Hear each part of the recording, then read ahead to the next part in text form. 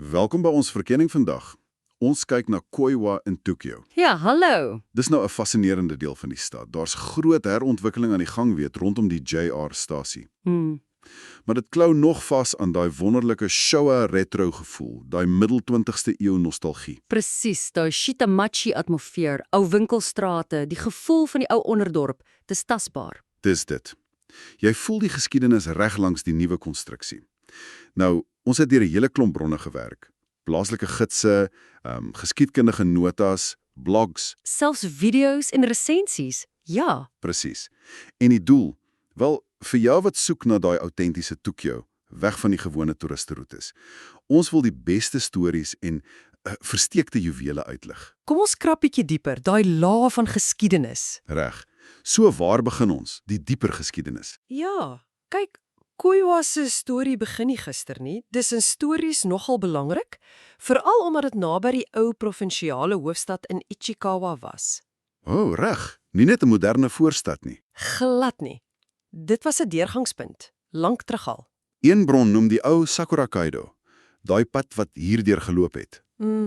Belangrike roete vir die Sonkenkolta, jy weet, toe die feodale here moes pendel. Ja, tussen hulle gebiede en Edo. En later vir pelgrims, Na Narita, ja, en dan was daar 'n kontrolepunt, die Sekisho. by die Edokawa rivier, die Koiwa Ichikawa Sekisho. Dis hy. En blykbaar was hulle berigstreng, veral met vroue wat die stad wou verlaat. Die bynaam was nogal iets, die hek wat vroue verslind. Klink sinister. Wel, dit spreek boekdele oor die kontroles van daai tyd, maar die geskiedenis gaan nog verder terug. Regtig? Hoe ver? Arkeologiese vondste, erdewerk in Kamikoiwa, duisende jare oud. Sjoe. En in Koiwa Park, daai Boawatai Paviljoen, vernoem na antieke dorpie Koiwa. Dis diep wortels. Fascinerend. Maar vir vandag se besoeker, is dit die tempels en heiligdome wat die stories vertel, nee? Absoluut. Dis waar jy die plaaslike kleur en legendes vind. So, wat is staan uit in Koiwa? Wel, kom ons begin by Koiwa Jinja. Dis die plaaslike beskermheiligdom, oorgeplaas in die 16de eeu van Gyotoku. En wat spesiaal daar? Volgens een bron, die Warajiishi. Dis 'n klip gevorm soos 'n strooisandaal. 'n Sandaalklip. Hoekom? Mense bid daar vir gesonde voete en bene. Nogal spesifiek, né? Dis baie spesifiek. Wat nog? Daar's 'n miniatuur Fuji-berg, 'n Asama Jinja. Dit wys hoe mense Fuji aanbid het, sommer plaaslik. En rye rooi torii-hekke by die Inari Jinja. Soos Fushiminari, maar kleiner. Presies. En die priesters is glo meer gefokus op jou opregtheid as streng reëls. Nogal verwelkomend. Dis goed om te weet. Biddende voete en toeganklike priesters. En die groot naam, Zenyoji Tempel. Ook Koiwa Fudoson genoem. Ja, dis 'n moet sien. 'n Absolute skatkis van stories. Gestig iewers voor 1527. En die groot trekpleister daar. Die Yogo no Matsu, die denneboom van teenwoordigheid. Dis ongelooflik. 'n nasionale natuurlike monument. Sy takke sprei oor, 800 vierkante meter. Wat? 800, dis massief. Ja, en die storie, daar was glo 'n kompetisie met 'n ander bekende denneboom oor wie is nommer 1 in Japan. 'n Denneboomkompetisie, hoe werk dit? Wel, die storie loop dat 2 groot sumo-figure die ding moes oplos. Die hoofskeidsregter en die voorsitter van die sumo-vereniging. En toe? Hulle besluit is gelykop. Albei bome is Yokozuna, groot kampioen. Die Yokozuna denneboom, dis 'n storie wat jy nie sommer hoor nie. Wat nog by Zenyoji? Wel, daar's die legende van die Hoshikudari Matsu, die stervallende denneboom. Dit gee die tempel sy bergnaam, Sejuzan, sterwoningberg. 'n Stergees het glo hier neergedaal. Mitties, maar jy het iets genoem van 'n meer aangrypende storie. Ja, die gedenkteken vir die 1783 Mount Asama uitbarsting. Dis nogal roerend. Na daai reuse vulkaanuitbarsting Ja. het slagoffers se liggame met die riviere afgedryf. Hulle het hier naby uitgespoel. Aarde. Die plaaslike mense het hulle hier begrawe by die tempel en later hier die steen opgerig. Dis nou 'n Tokio kulturele eiendom. Mense bring vandag nog blomme. Dis baie spesiaal. Dit wys hoe 'n plek soos hierdie die gemeenskap se geheue vashou. Presies. Tragedie en deernis. En daar is nog goed, meer sumo-verbindings. Soos wat? 'n Gedenksteen vir 'n skeiedsrigter. 'n Klein heuweltjie van sumo-kruitgrond. En daar was 'n plantemark wat glo altyd uitgereën het oor 'n storie van 'n wit slang. Die legendes hou net aankom. Ja, die mark is nou weg, maar die storie bly. En daar's 'n nade-boeketry, 'n Boeddha, wat jy kan vry vir genesing. Zenjoji is regtig 'n hele wêreld op sy eie. Klink of 'n mens ure daar kan deurbring. Die bronne noem ook vinnig ander, kleiner heiligdomme. Ja, net kortliks. Kamikoiwa Tensho Jinja, naby waar hy kinderboekskrywer gewoon het. En Hachiman Jinja, met 'n gedigsteen van die digter Kitahara Hakushu. Dit wys net, jy weet, die kultuur is diep hier, selfs in die stiller plekkies. Goed. Nou kom ons skuif na die meer onlangse verlede. Die Showa-era 1926 tot 89. Die bronne is gaande oor Kaiwa se Showa retro gevoel. Waar sien ons dit? Die Shotengai, definitief die winkelstrate. Flower Road is die bekendste, daai lang onderdak arkade. O ja, ek kan dit amper voorstel. Dis na die oorlog verbreed, lewendig. Soms is daar Tanabata-versierings, dis die klassieke plaaslike inkope hub gevoel. En dan staan daai storie oor die Kaiwa Venice Market. Dit klink wel vreemd. Dit was vreemd, en die naam was ironies bedoel. Na die oorlog, van 46 af, was dit 'n besige swartmark. 'n Swartmark. Ja, so 30 winkeltjies. Maar die ding is, hulle was gebou bo oor 'n ou waterkanaal, die Kaiwa Yosui. Bo oor 'n kanaal. Aha. Dis hoekom dit die Venice Market genoem is. Presies, 'n mark oor 'n slootrivier. Dit was deel van die naoorlogse oorlewing hier. Dis ongelooflik. Ek sou dit nooit geraai het nie. Is daar enigiets oor daarvan? Die mark self is in 1962 gesloop.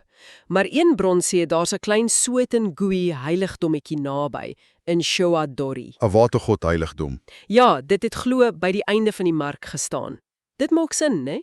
Dit maak heeltemal sin. Sjoe.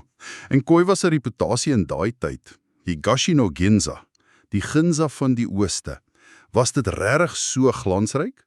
Vir 'n tyd lank lyk dit so. Volgens 'n plaaslike kroegeienaar was Kaiwa in die 1970s 'n reuse vermaaklikheidsplek. Hoe bedoel jy? Dink hoë-klas klubs, hostesses in kimonos, duur drankies, groot kabarette soos die Hollywood-ketting. Dit het ryk mense van ander dele gelok. Wow. Soos 'n mini Ginza. Wat het toe gebeur? Hoekom is dit nie meer so nie? Nuwe treinroetes. Die Sobu Rapid lyn het Kaiwa omseil. Die Toei Shinjuku lyn het ander areas makliker bereikbaar gemaak. Die klante het wel ander pad gegaan. Ag, die vloei van mense het verander. Ja, maar daai era het dalk spore gelos. Een bron noem dat daar opvallend baie panjieswinkels in Kaiwa is. O ja. Hoekom sou dit wees? Miskien 'n oorblyfsel, mense wat geld nodig gehad het vir die nagelewe. Of toe die goeie tye verby was. Dis net spekulasie natuurlik. Daar was selfs 'n pachinko yokocho, 'n pachinko steeg. Dit dra by tot daai beeld van 'n bedrywige, dalk bietjie rowwe plek. Van glans en dobbel na iets donkerder. Die Tokyo Palace. Die bronne is nogal reguit daaroor. Berig. Ja, dis 'n komplekse stuk geskiedenis. Na oorlogs, die Tokyo Palace was 'n groot rooi-lig distrik, maar sy ligging was uniek. Hoe so? Dit was in redelik afgesonderde reislande naby die ou Nimai-brug. Hulle het dit die Dennen Harm genoem, landelike harm, of groot plesierbuurt in die velde. 'n Rooi-lig distrik in die reislande, hoe op aarde? Die geboue was glo ou slaapsale van die Seiko horlosiefabriek. Seiko, die horlosies. Ja. Na die oorlog is dit oorgeneem, eers vir die Amerikaanse besettingsmagte, daai RA-plekke, en toe dit ontwikkel in hierdie distrik. Die stelsel was ook anders, glo. Klante het eers vroue in 'n danssaal gekies. Regtig? Dis nogal 'n detail. En dis heeltemal weg nou. Heeltemal. Dis nou 'n woonkompleks van Japan Post, niks fisies oor nie. Behalwe miskien die nabygeleë Shimokoiawa Shinsui Ryokudo, daai groen paadjie langs die water. Dit herinner jou hoe landelik dit eens was. Dis belangrik om dit te onthou as deel van die storie, jy weet, sonder om dit te romantiseer. Absoluut. Dis deel van die tapisserie. En vandag kan mens nog daai Showa gevoel kry. Miskien in 'n oulike kafee, 'n kisaten. Beslis. Hulle is soos klein tydkapsels. Die bronne wys 'n paar uit. Kisakanomi byvoorbeeld. Dit bestaan al sedert 1955. 55. Ja, dis vol kuns. Hulle is bekend vir hulle yskoffie met 'n dik skuimlaagie bo-op, baie uniek. Klink heerlik. Nog goed? Dan's daar Shiratori van 1975, reg by die stasie. Jy sal dit herken aan die boogvensters. Hulle het klassieke parfyts en, wag hiervoor, 'n werkende Space Invaders masjien. Nee, 'n werkende Space Invaders. Dis fantasties. Dit is nou retro. Presies. Dit vang daai gevoel perfek vas. Daar's ander ook genoem, Coffee House, Tomato, Ufufu, elkeen met sy eie vibe. Dis 'n wonderlike manier om net te sit in die atmosfeer in te asem. Perfek vir iemand wat daai gevoel soek. Goed, so kom ons spring na die hede. Watter unieke plekke, daai regte versteekte juwele, kan jy vandag in Koiwa ontdek vir daai plaaslike autentiese ervaring? Daar's beslis 'n paar wat uitstaan in die bronne, veral as jy bereid is om bietjie van die hoofpaaie af te gaan. Vir kos, Izakaya Inaka. Inaka, klink interessant. Dis weggesteek in 'n woonbuurt Nishikoiwa, ver van die stasie, maar is bekend vir ongelooflike waarde en kwaliteit. Hoekom? Wat maak dit spesiaal? Die chef gebruik slim vis wat dalk nie standaard is nie of wat ander miskyk, so hy kan pryse laag hou.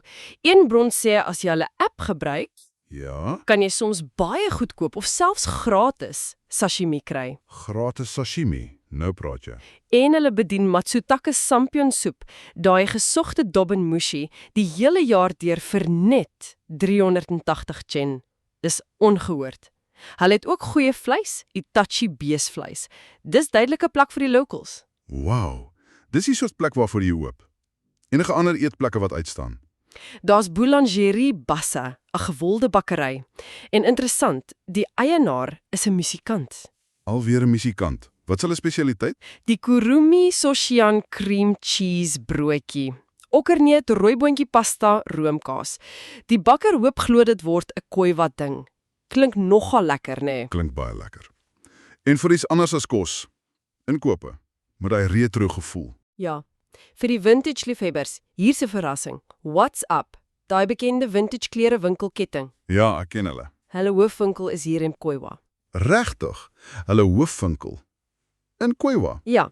'n YouTube-bron sê dis 'n wonderlike plek vir bekostaarbare, goeie gewone vintage, draagbare, stylvolle goed, nie duur versamelaarstukke nie. Dit pas perfek by Koiwa se vibe. Dis onverwags, maar dit pas. En vir 'n tradisionele Japanse ervaring. Die Sento, die openbare badhuis.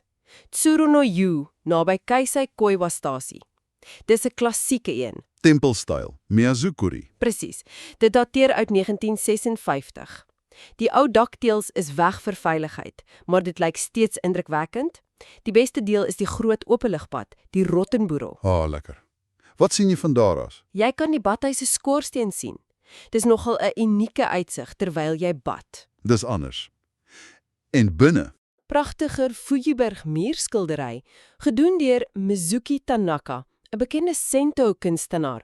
Blykbaar werk sy dit elke jaar by met klein details. dis cool. En laat my raai, die eienaar. Was ook 'n musikant, 'n gitaarspeler. Dis te veel. Koiwa is vol musikante wat besighede begin. Lyk my so. Maar ernstig, 'n Sento is 'n wonderlike manier om te ontspan en die plaaslike kultuur te ervaar. Dit klink na moet doen. En vir vars lig buite die geboue. Moenie die Edogawara wier vergeet nie. Ideaal vir stap of fietsry langs die oewer. En die Koiwa Showbuen, die eierstein, veral mooi in Junie as die irisse blom. Dis 'n lekker rustige kontras. So daar het jy dit, 'n blitsreis deur Koiwa se la, van antieke paaie, Zenyayi se Yokozuna boom, daai roerende Azama gedenketeken, tot die Showa-era se energie.